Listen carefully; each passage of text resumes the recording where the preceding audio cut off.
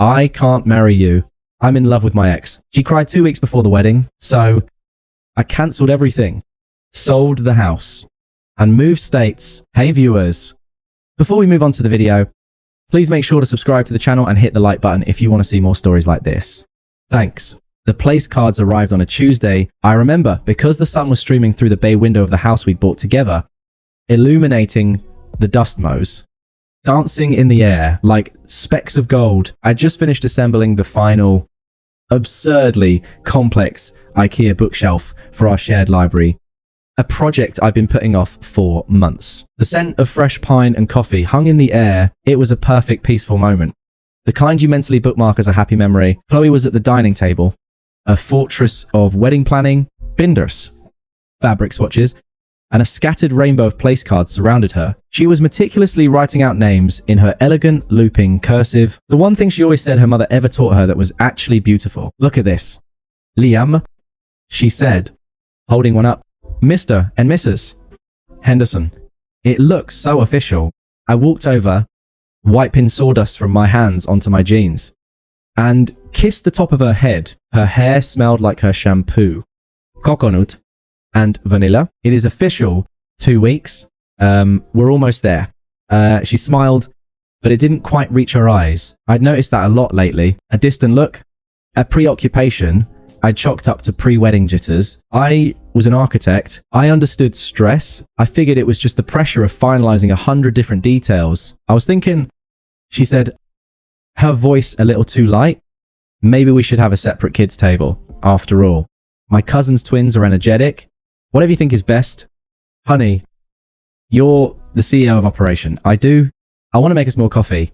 This was our life. The comfortable silences, the shared projects, the gentle teasing. We built this, the house, the future, the us. For 3 years, it had felt like the most solid construction of my life. That night, the solidity turned to sand. I was in bed reading a novel on my tablet when she came in. She'd been quiet all evening, claiming a headache. She didn't get ready for bed. Instead, she sat on the edge of the mattress, her back to me, the weight of her body making the springs creak. Liam, she said, her voice small and tight. We need to talk. I put the tablet down. My heart did a little stutter step.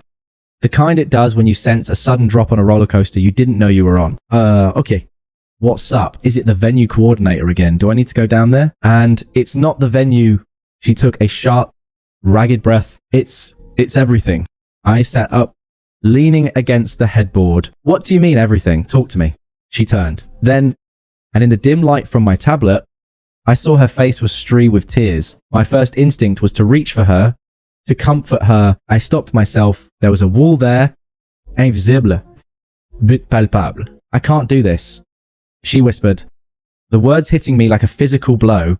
I'm so sorry. Liam, I can't marry you.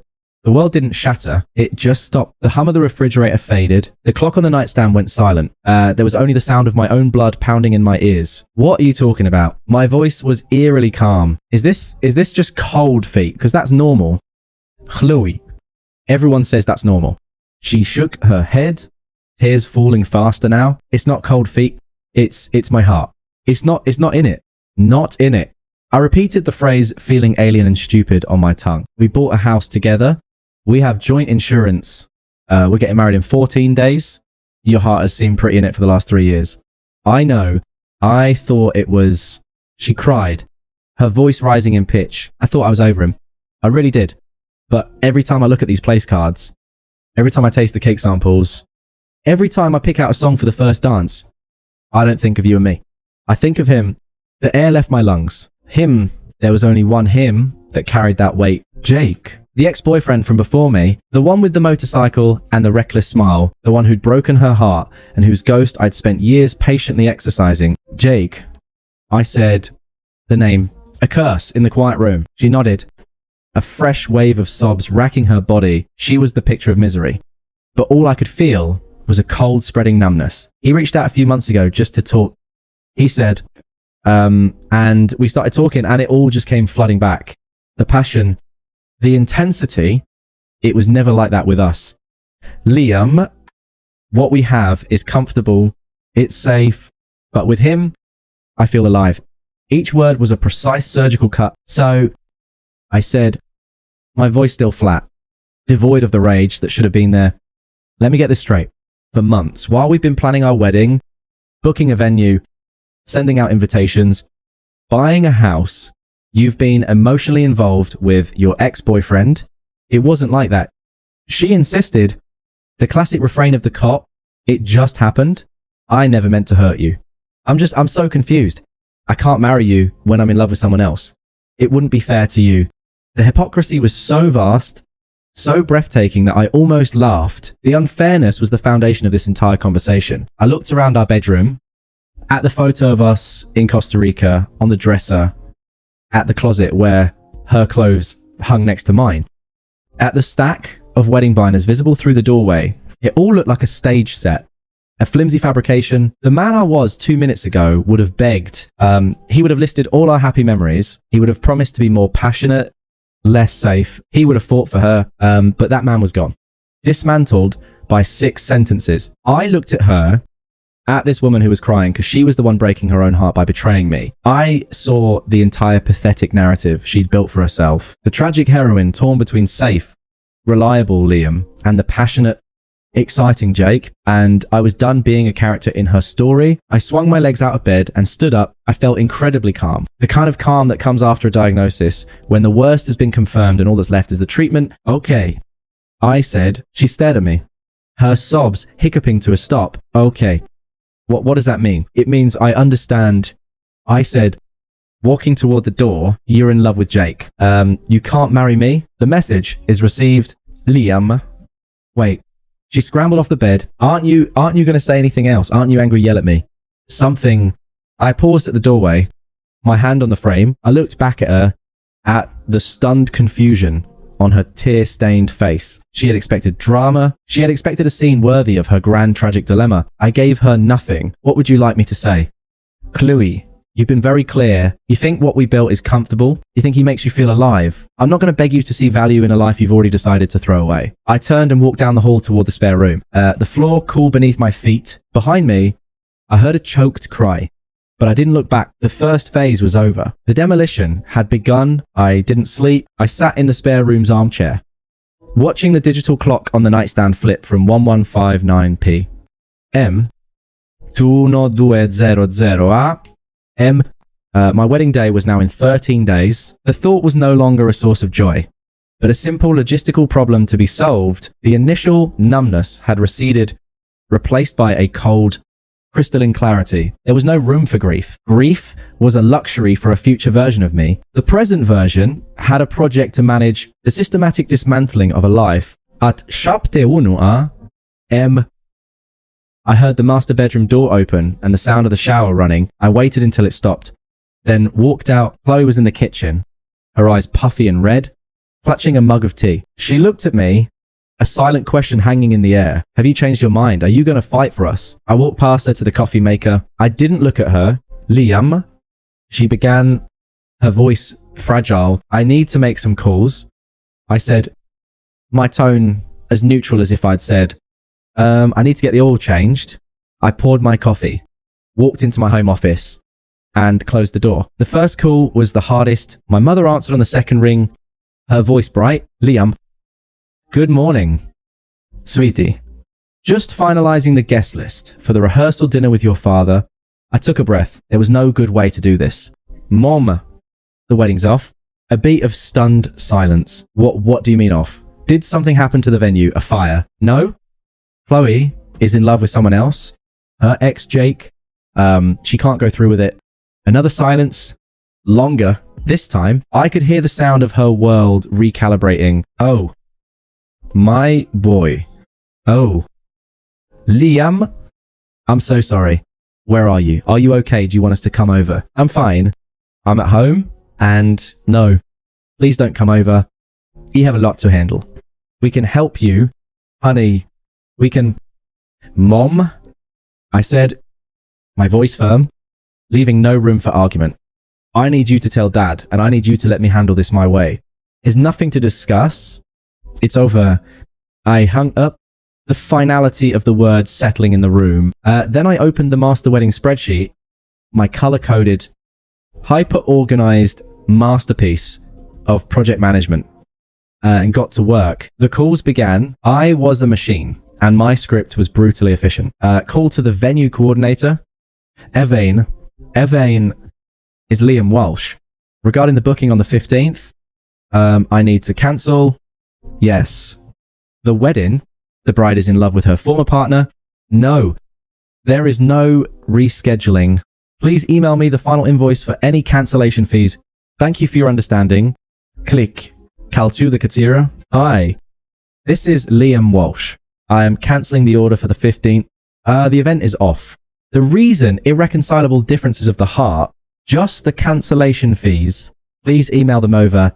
Click. Call to the band. Yeah. Hi, Liam Walsh. You're booked for my wedding on the 15th. Consider yourself unbooked. The bride called it off. Yeah. It's a shitty situation. Send the bill. I was mercilessly, surgically honest. I used the words called off and in love with her ex like a scalpel, cutting through any potential awkwardness or pity. My bluntness was a shield. It preempted their questions and stripped the situation of its drama, reducing it to a simple transaction, a cancelled event with associated costs. Around noon, I emerged to get a glass of water. Chloe was on the couch, wrapped in a blanket, her phone in her hand. She looked utterly bewildered. The band just texted me. She said, her voice hollow. They said they were sorry to hear about the cancellation. How do they already know? I told them. I said, refilling my water glass. You told them. What did you say? The truth. I turned to look at her, and for the first time, I saw a flicker of something beyond regret in her eyes. Shame. I said, the bride is in love with her ex-boyfriend, and the wedding is off. It seemed the most efficient way to avoid confusion. Her face crumpled. You didn't have to tell them that. You're humiliating me. A cold smile touched my lips. No. Chloe, you humiliated yourself. I'm just handling the logistics. I went back into the office. The next call was to a real estate agent I knew professionally. I listed the house as is, furnished. I wanted sold fast. Then I called a storage unit company and booked one for my personal items. The books, the tools, the things that were mine before her. I worked until the sky outside my window turned from blue to black. When I walked out, the house was silent. Chloe was gone. Probably to her friends or to Jake's. It didn't matter. I stood in the living room. The scene of last night's destruction. The place cards were still on the table. I picked one up. Mr. and Mrs. Henderson. I didn't crush it. I simply dropped it into the recycling bin. It was just paper now. The grief was there. A vast, dark ocean waiting beneath the ice was standing on, but I wouldn't let it through. Not yet. For now, there was only the next task, the next call, the next box to pack. I was disappearing, piece by piece, from a life that had already erased me. I moved into a temporary apartment the following week. The silence there was different. It was mine, untainted by her ghost. The grief finally broke through the ice, and for a few days, I sat in the dark. I didn't shave. I ate takeout. I allowed myself to feel the full crushing weight of the betrayal. And then, when I was done, I stood up, showered, and got back to work. The sale of the house proceeded at a brutal pace. I priced it to sell, and it did in under 10 days. The profit, after the mortgage was paid, was split down the middle. I transferred her half without a note. It was the last financial tether between us. My firm had offices nationwide. I put in for a transfer to the Denver branch, a city I'd always loved. But Chloe had deemed too rugged. They accepted. I used what was left of my honeymoon fund for a deposit on a modern loft with a view of the mountains. I blocked Chloe's number. I deleted my social media accounts and created new private ones. I was a ghost, and I was building a new haunt too. 0 miles away, the information about her downfall didn't come from her. It came in drips and drabs from a single guilt-ridden mutual friend, Stacy, who I'd forgotten to block. Stacy. 3 weeks after I moved. Hey, Liam, just heard you moved. I hope you're okay. It's a mess here. Chloe and Jake lasted about a month. I read the text. I felt nothing. I didn't reply. Stacy. A week later, Jake told her he wasn't built for monogamy. Said the whole drama of stealing a bride was the exciting part. Now that it was real, he was bored. He's already seen someone else. A part of me, the old architect, appreciated the irony. The foundation she'd left me for was not just shaky, it was non-existent. He was a man who thrived on the blueprint of an affair, not the construction of a life. Stacy, a month later, Chloe's a wreck. She had to move back in with her mom. A lot of people are pissed at her. She lost a ton of money on the wedding stuff. You didn't cancel. I finally typed a reply, Stacy. I appreciate you thinking of me, but what happens in Chloe's life is no longer of any interest to me. Please don't update me again. I hope you're well. I blocked her number. The pipeline was closed. The karma was perfect. And it was entirely of her own making. She had been discarded just as she had discarded me. The passion and intensity she craved had burned her to ash. The comfortable, stable life she'd scorned was the very thing she now desperately needed. Her reputation was in tatters. Her finances were a mess. And she was living in her childhood bedroom, surrounded by the ghosts of her own terrible decisions. I stood on the balcony of my Denver loft, breathing in the crisp, thin air. The Rockies were a purple silhouette against a blazing orange sunset. Down below, the city lights began to twinkle. Each one a possibility I hadn't had before. I felt no satisfaction, no triumphant, I told you so. The feeling was more profound than that. It was a complete and utter indifference. Her suffering was not my victory. My victory was this view, this peace. This new life built on the solid ground of my own worth. A ground she had proven herself unworthy of sharing. The chaos was hers, the silence was mine, and I preferred the silence. The silence in my new life was a bomb. I filled it with the sounds of a city I was learning to love. The distant wail of a train, the hum of downtown traffic, the wind whistling through the mountain passes. I built a new routine. I joined a rock climbing gym. I started dating casually with a woman from my building who was smart, funny, and had no connection to the wreckage I'd left behind. My peace was punctuated by the distant, muffled explosions of Chloe's unraveling. My new number was a fortress, but she found cracks in the walls I'd built. It started 6 months after I'd left. Unknown number 1014B. M.A. It's Chloe. I know you probably don't want to hear from me, but I saw a photo of the Rockies from your mum's Facebook, and it made me think of that trip we talked about taking. I hope you're doing okay. I stared at the text. The audacity of it, the casual, nostalgic tone, as if she were an old camp friend checking in. She was testing the waters, seeing if the bridge was even still there. I deleted the message and blocked the number. There was no bridge. There was a canyon, and I was on the other side. 2 weeks later, my phone buzzed with a voicemail from another new number. Against my better judgment, I played it. Her voice was thick with tears. A dramatic, performative sadness. Liam. It's me. God. I don't even know what to say. Jake. He was a monster. You were right about everything. He used me. And then he just left. I've lost everything. Our friends. The house. My future. I'm so alone. I keep thinking about our kitchen and the way you used to make me coffee in the morning. I was such an idiot. I ruined the best thing that ever happened to me. Please. Can you just call me back? I need to hear your voice.